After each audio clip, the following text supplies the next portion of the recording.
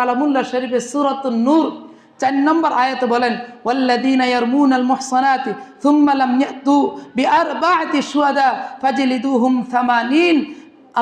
আল্লাহ রাব্বুল আলামিন বলেন, যদি কোনো ব্যক্তি কোনো সতী সাদী নারীকে অপবাদ দেয়, অতঃপর সুম্মা ইয়াতু বিআরবা'তি শুহাদা, সে ওই অপবাদের বিপরীতে 4 জন সাক্ষী উপস্থিত করতে পারে না। কতজন?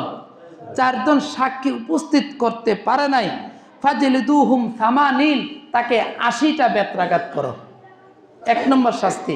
2 নম্বর শাস্তি ওয়ালা তাকবালু লাহুম শাহাদাতান আবাদা, মৃত্যু পর্যন্ত তার কোনো সাক্ষী আর গ্রহণযোগ্য হবে না।